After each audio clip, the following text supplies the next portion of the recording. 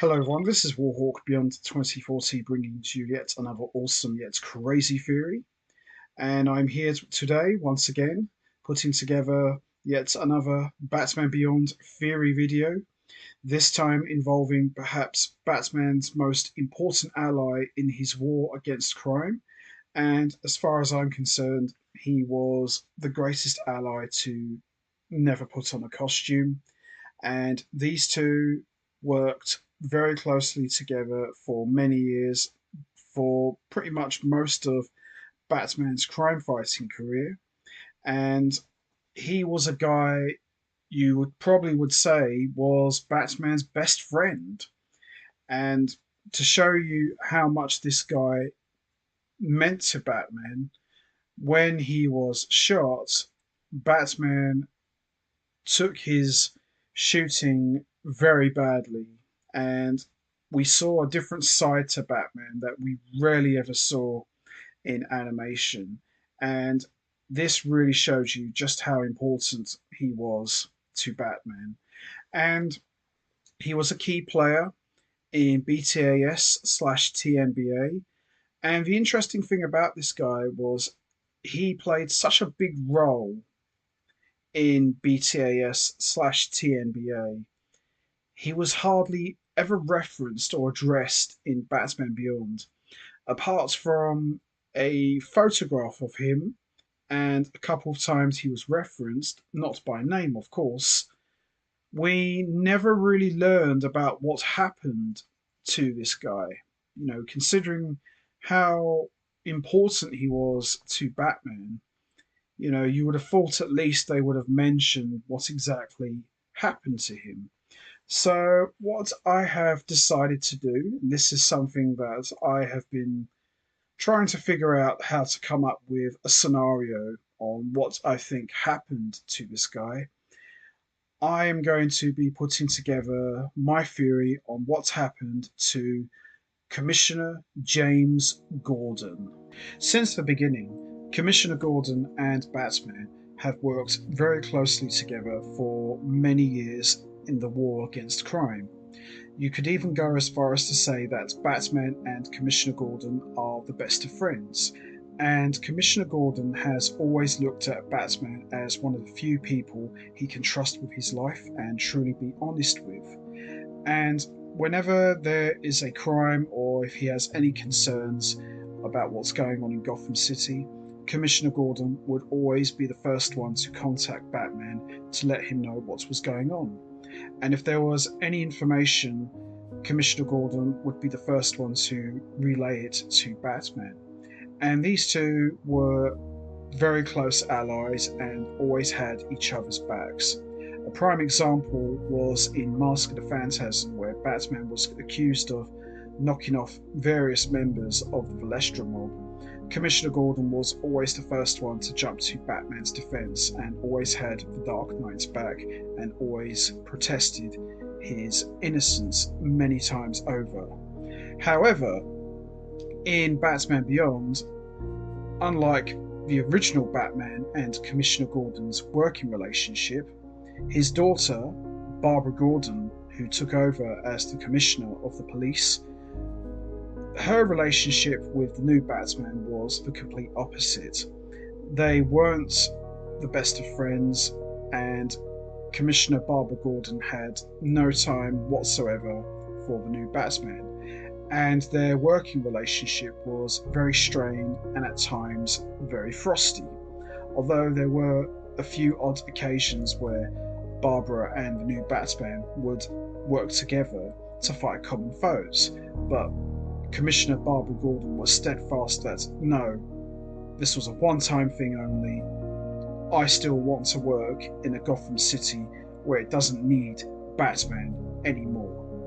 So you could clearly see the dynamics in the relationships between the original Batman and Commissioner Gordon and the new Commissioner Gordon and the new Batman. So the question that I always asked for many years was, what happened to Jim Gordon? Obviously, we know he probably died of old age, but there was always this thing in the back of my head, what actually happened to Jim Gordon? So this is going to be my theory on what's happened to Commissioner James Gordon, and this is where my theory is going to be coming into play. So I would have this situation take place 6 months after the events of the Joker's death, as we know that Barbara mentioned in Return of the Joker that the only other person who knew about how the Joker really died was her father, Jim Gordon, and he helped bury the Joker's body deep beneath Arkham Asylum, and he chose to keep the secret as a way to protect Tim Drake. And this was further addressed in more detail in Justice League Beyond issue 18. So for this story, I would call it The Final Night with a K, and it would open with the way that Holiday Nights ended, where we would have Batman and Jim Gordon meet at the coffee shop every day at the beginning of the year on New Year's Day to celebrate another year of survival. But this would be different to all of the other previous meetings. So after Batman and Jim drink coffee and celebrate, Jim would be very troubled with something, and Batman would ask him, "You seem quiet, Jim, more than me. Is everything okay?" And Jim would turn around and say to him, "Well, I wanted you to be the first to know this before I make it officially public, but I'm quitting the Force, Batman." And Batman would be surprised and say, "Why, Jim? You can't quit. This city needs you. We've done a lot of good. Why leave now?" And Jim would laugh and say, "Oh, please, Batman. In case you didn't realise, I'm not as young as you." And Batman would smile and say, "I'm a lot older than you think, Jim." And Jim would say, "Well, you're more younger than I am. But anyway, no, I'm retiring, Batman. I'm going to be 65 soon, and, it's time to take it easy. I've been doing this since I was a young kid, and, Barbara is working her way up in the ranks, and I think someday she'll make a great commissioner." And Jim would ask Batman, "It's funny, I don't see you with partners anymore. Where's Batgirl?" And Batman would say, "Well, Batgirl's decided to go her own way, I guess. Nightwing's operating in Bloodhaven, and after what's happened to Robin, I think it's best that he doesn't patrol Gotham with me anymore." And Jim would ask Batman, "How is the boy doing after what happened to him?" And Batman would say, "He's getting the best help, he's getting the best care, he's being looked after. The boy should pull through." And Jim would say, "That's good, I'm glad to hear it. Gotham's certainly been a lot quieter since that monster was gone." And Batman would say, "True." And Jim would ask Batman, "You ever thought about walking away, a life beyond fighting crime?" And Batman would say, "Well, Jim, I have thought about it, but Gotham still needs Batman."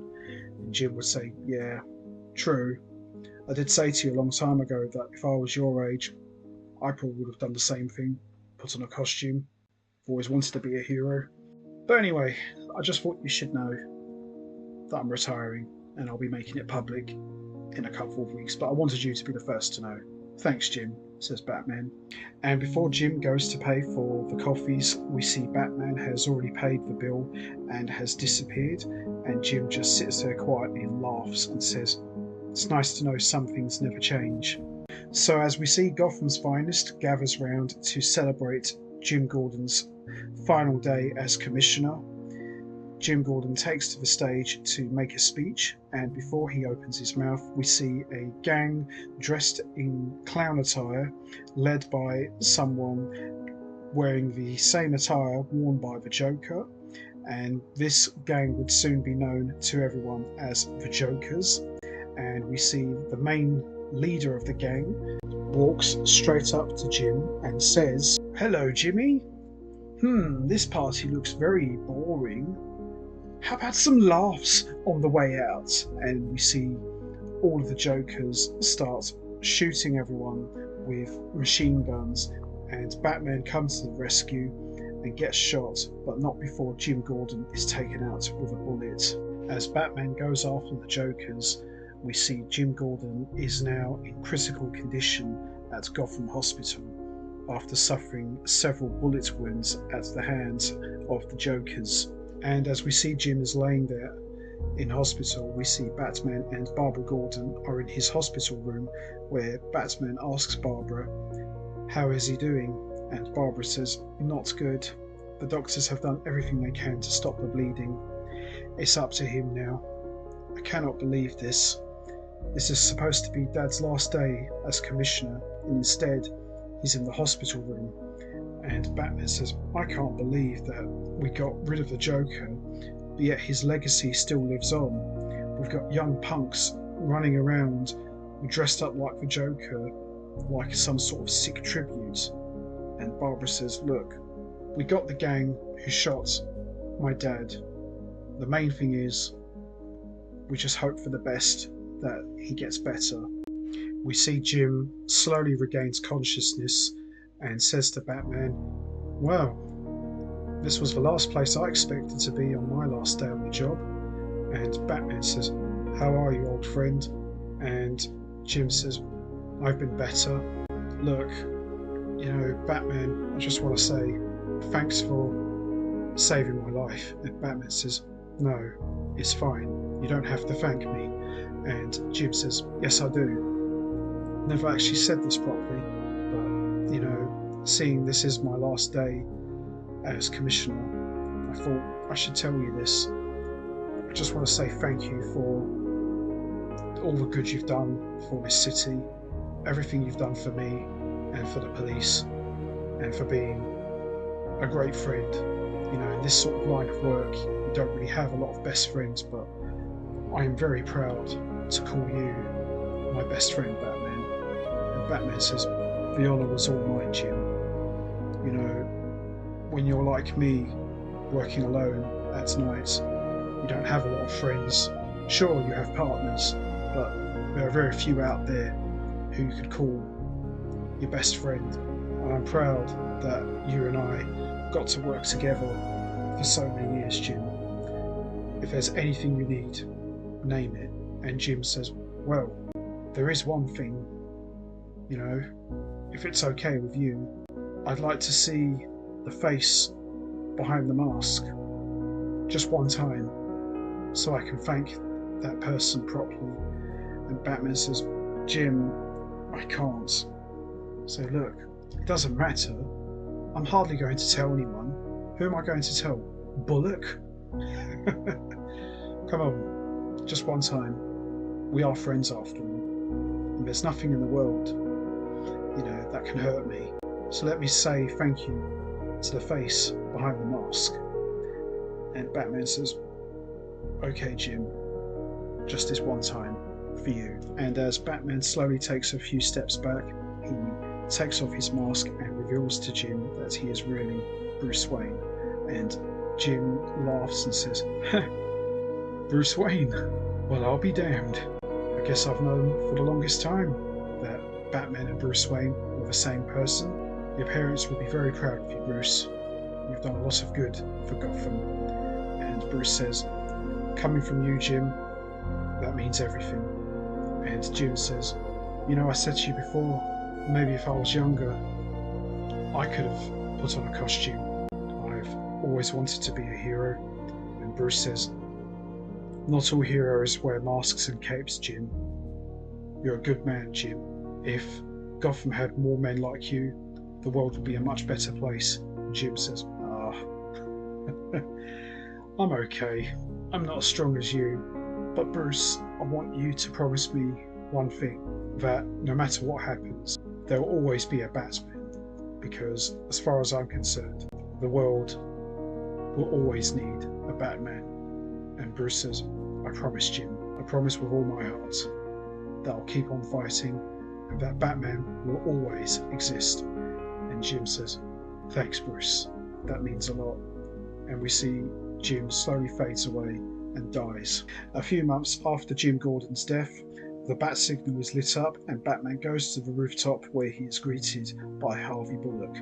Batman nods his head and says, "Detective?" And Harvey says, "Well, actually, it's not detective anymore. It's commissioner to you, Batman." And Batman looks surprised and says, "Commissioner?" And Harvey says, "Well, look, I'm like the oldest guy here, and it just seemed to make more sense that I'm commissioner of the police, and the mayor chose me, unfortunately. So whether you like it or not, you're stuck with me, Bats." And Batman smiles and says, "Wouldn't have it any other way, Harvey." And Harvey says, "Oh yeah, just thought you should know. Barbara's working her way up the ranks. She's actually lieutenant now, and they said she might even have a shot to become commissioner someday." And Batman says, "That's good. Barbara's got a lot of heart." And Harvey says, "Yeah, I know, just like her old man. Look, I know you and I have never always seen eye to eye on things, but we do share one thing in common. We both want to make Gotham a better and safe place. So what do you say, Bats? You and me work together for Jim." And Batman shakes Harvey's hand and nods and says, "I'd like that. For Jim. Oh, and Harvey, one more thing. Commissioner actually suits you." And Harvey says, "Thanks. Jim would be very proud of you." "Well, I'll do my best, Bats. I'll do my best. Oh, and Batman, one more."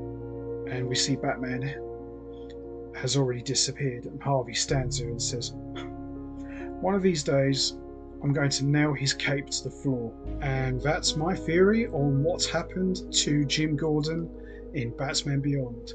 Now, obviously, even to this day, they have never actually addressed what's happened to Jim Gordon, so we can only assume, as I said earlier, that he probably died of old age. But if they were to come up with a scenario about what exactly happened to Jim Gordon, then I would have done something like this, because Jim Gordon was one of the most important characters in the DCAU and played such a big role in BTAS/TNBA, and it just would have been nice if they actually addressed what's happened to him.